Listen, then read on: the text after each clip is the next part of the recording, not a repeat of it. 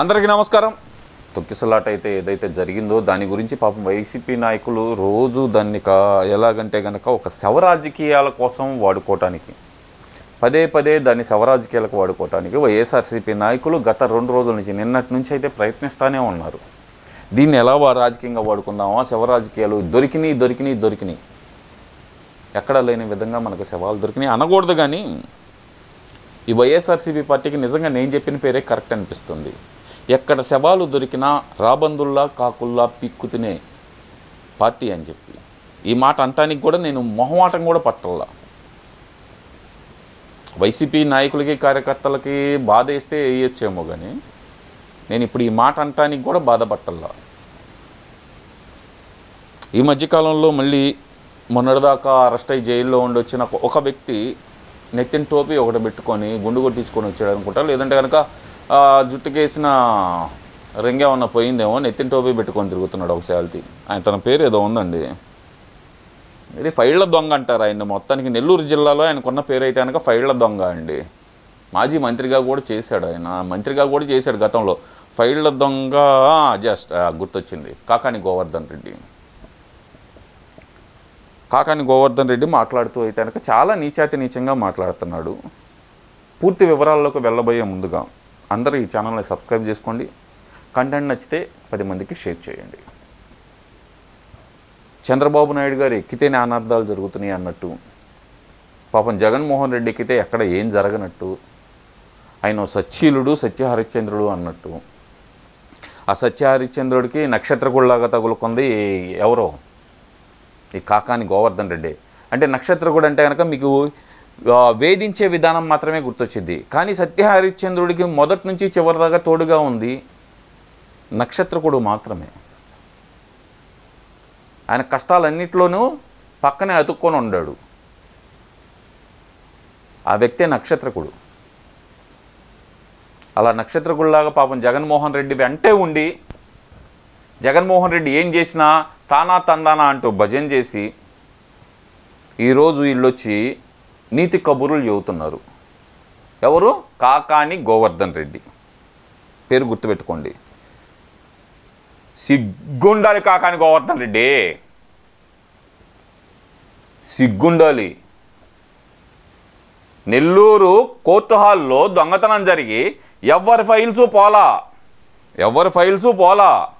ఒక కాకాని గోవర్ధన్ రెడ్డి మీద సోమిరెడ్డి గారు పెట్టిన కేసుకు సంబంధించిన ఫైల్స్ మాత్రమే పోయినాయి. ఎలా పోయినాయి అయ్యా అంటే, ఆ రోజు వీళ్ళు చెప్పిన ఒక పిట్ట కథ కాదండి, ఒక కుక్క కథ చెబుతాను నేను మీకు. ఆ రోజు చెప్పింది వీళ్ళ కుక్క కథే.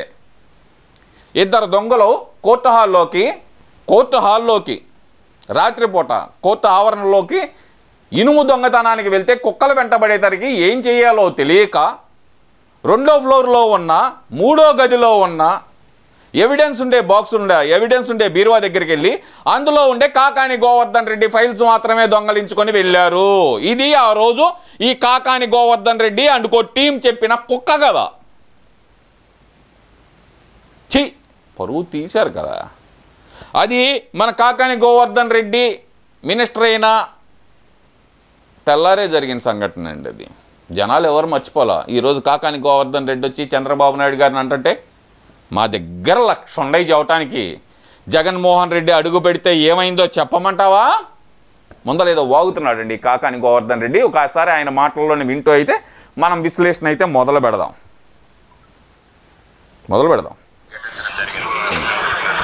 సాక్షాత్తు వెంకటేశ్వర స్వామి ఆలయం ముందు నిలబడి ఈ కార్యక్రమాన్ని నిర్వహించి ఈ చంద్రబాబు నాయుడికి మంచి బుద్ధి ప్రసాదించండి అని చెప్పి ఆ భగవంతుడిని ఈరోజు అందరం కూడా కోరుకోవడం జరిగింది. చంద్రబాబు నాయుడు గారికి మంచి బుద్ధి ఉంది కాబట్టే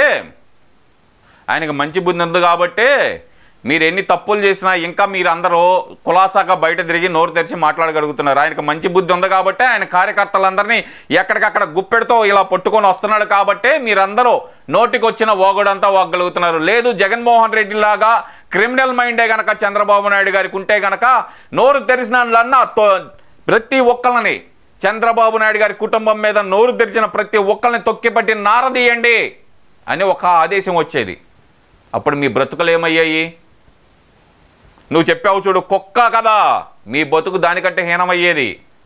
కుక్కలు చింపిన ఇస్తరయ్యేది మీ బతుకు.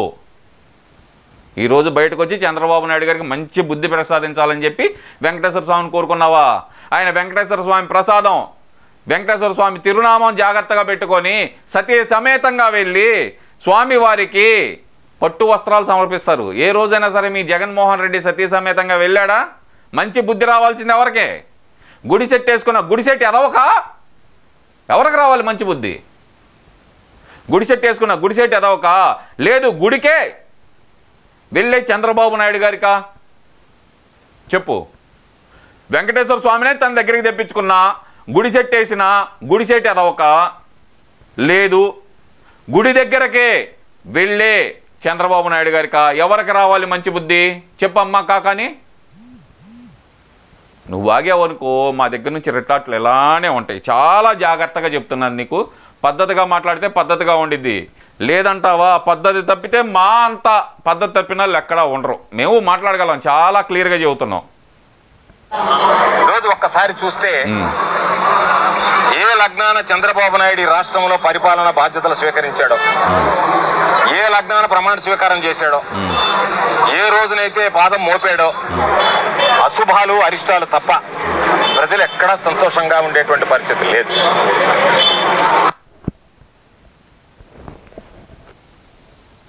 మిమ్మల్ని ఏం చెప్పుతో కొట్టాలరా? పాటా చెప్పుతోట, పారగాన్ చెప్పుతో కొట్టాలా మిమ్మల్ని?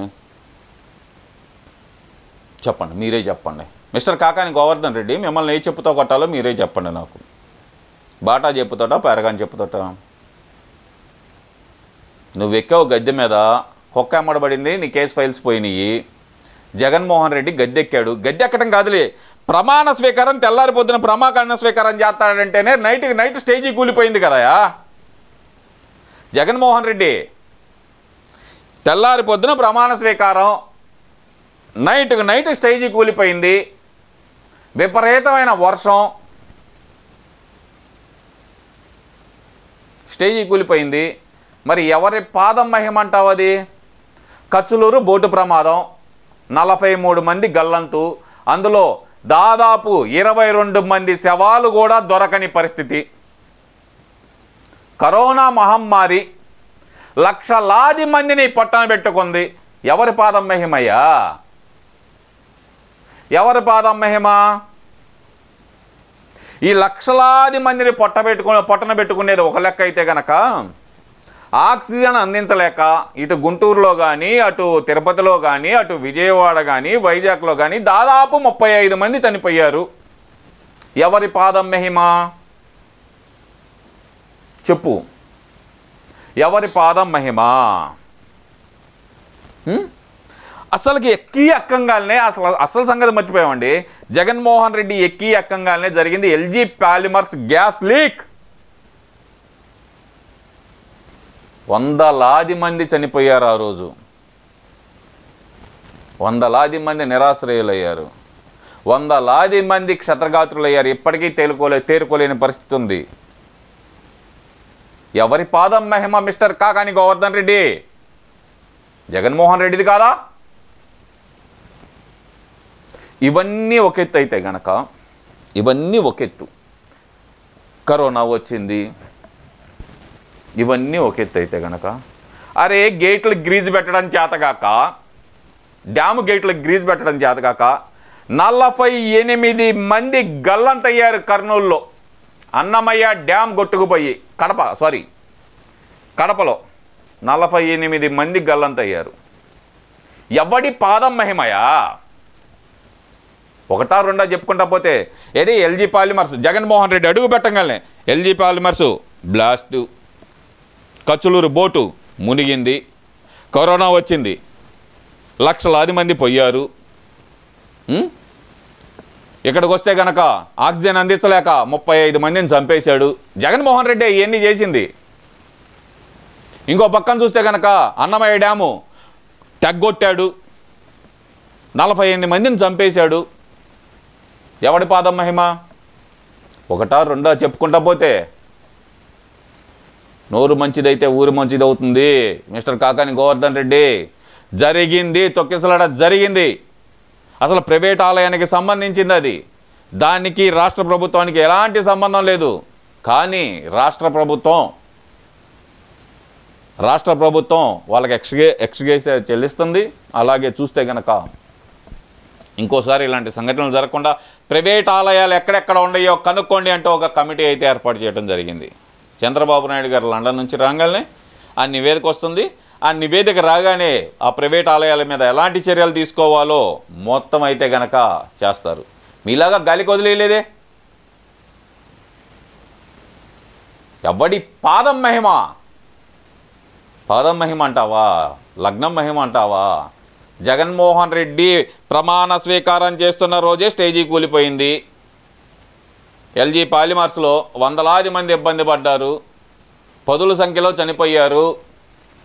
కచ్చులూరు బోటు ప్రమాదం, కరోనాతోటి కకావికల రాష్ట్రం మొత్తం, ఆక్సిజన్ అందించకుండా 35 మందిని చంపేశాడు. ఇలా చెప్పుకుంటూ పోతే రోజు నలుగురిని చంపుకుంటూ ఇవన్నీ ఒక ఎత్తు అయితే కనుక కల్తీ మద్యంతో 30,000 మందిని చంపాడయ్యా జగన్మోహన్ రెడ్డి. ఎవడి పాదంతో అయ్యా చంపింది? కాకాని గోవర్ధన్ రెడ్డి.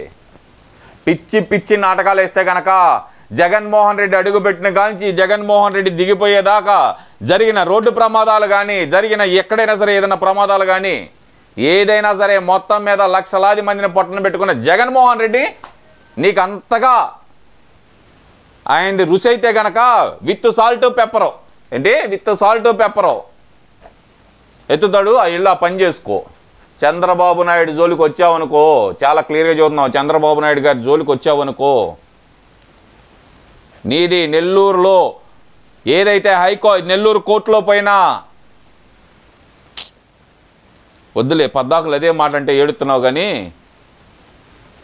ఫైళ్ళ దొంగవయ్యా నువ్వా మాట్లాడేది? చల్ హట్. నీలాంటి పిచ్చుకొక్కల మురిగినా కూడా మేము సమాధానం చెప్పాలా? పోయి పక్కకి వెళ్ళి ఆడుకో.